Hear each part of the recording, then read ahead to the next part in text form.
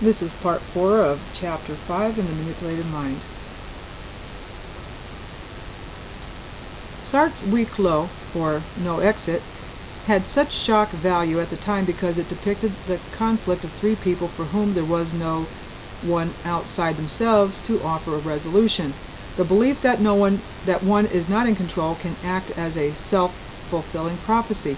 Hinkle pointed out that people who feared in interrogation conditions that they could not hold out without sleep were the first to succumb to interrogation methods after sleep loss, and people who thought that hypnosis must be impossible to resist were the first to reveal all when hypnotized, as they felt they could not be held responsible for their actions. The willingness or will to abdicate personal responsibility, inculcated in us from childhood learning that someone else is always in control, is perhaps strengthened by the attractive illusion that irresponsibility means freedom. Merleau believes that it is fear of living, with all its inbuilt contradictions, that leads people to abdicate responsibility for their own lives. All the research findings show that those who seek to conform most, or who join rigid thinking organizations, are those who can least tolerate ambiguity. Merleau, in Mental Seduction and Menticide, evocatively describes the dilemma. Living often seems beyond our power. Stepping out of a relatively safe childhood dependence into freedom and responsibility is both hazardous and dangerous. Living demands activity and spontaneity, trial and error, sleeping and reawakening, competition and cooperation, adaptation and reorientation. Living involves manifold relationships, each of which has thousands of implications and complications. Living takes us away from the dream of being protected and demands that we expose our weaknesses and strengths daily to our fellow men, with all their hostilities as well as their affections. Living requires mutuality of giving and taking. Above all, to live is to love. And many people are afraid to take the responsibility of loving, of having an emotional investment in their fellow human beings. They want only to be loved and to be protected. They are afraid of being hurt and rejected. It is important for us to realize that emphasis on conformity and the fear of spontaneous living can have an effect almost as devastating as a totalitarian's deliberate assault on the mind. Trained into conformity, the child may well grow up into an adult who welcomes with relief the authoritarian demands of a totalitarian leader. It is the welcome repetition of an old pattern that can be followed without investment of new emotional energy.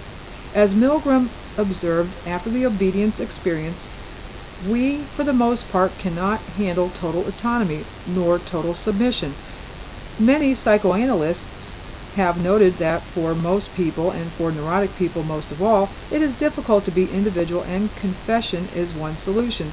Brown explains, there exists a fear of freedom, of selfhood, which makes people want to submerge themselves in the mass, and confession is one of the means by which they can do so, for thereby they lose those traits which cause them to feel separate. The other, of course, is to lose one's sense of personal identity by submerging it into the collective behavior of the crowd. Tach is convinced that the inability to accept ambiguity in life is the precipitating factor in sudden conversions. But such conversions only appear sudden, however. The processes leading up to them have been operating throughout life. Those processes are childhood indoctrination of ideas and socialization, which keeps the child and now adult within a framework of experiences where those original ideas receive least challenge.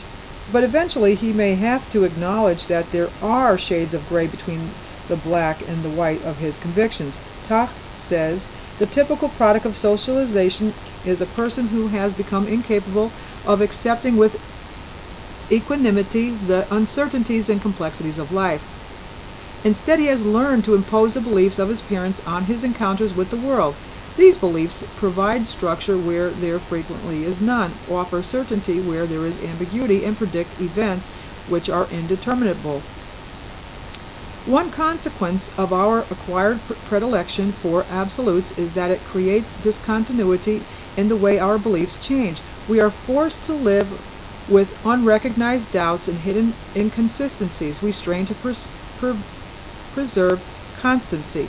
We assert convictions that we no longer ambiguously believe. Ultimately, when our reservations and hidden adjustments reach a bursting point, we merely substitute a new set of absolutes for the old. We experience the culmination of changes as a switch, and we boast of a conversion. The person must feel that this time the answer to all the problems of the universe is at hand. He cannot accept less because his specifications have always included complete certainty. Erich Hoffer, in The True Believer, echoes such sentiments when he sees in the man who has just left the army the ideal convert to a cause. After the security of the army, the freedom from taking responsibility, and the clear-cut routine from which no deviation was allowed, the free-for-all of civilian life is too much for him to cope with. He wants to be given reasons for doing things. He wants to be told that this or that is how it is and how it has to be. Robert Assagioli, who studied under Freud and then parted company from his ideas and established his own school of psychological thought called psychosynthesis, believed that neurosis was the result of an inability to make choices. He felt that Freud, with his theory of unconscious motivations, had destroyed the idea of individual will, and that the person who acknowledged he had will was capable of becoming master of his destiny. If we are ambivalent about anything, he held, it was not because will was split, but because there was a conflict between will and a confusion of drives and desires. Such a conflict was inevitable. All human life involves choices, and neurosis was the product of trying to combine the incompatible instead of making choices. Totalism, perhaps, works by denying there are choices to be made. And I need to stop it right here because I won't be able to finish it in the video. So I will see you in the next video. This is Chapter 5 of The Manipulated Mind. See you in the next one. Don't go away.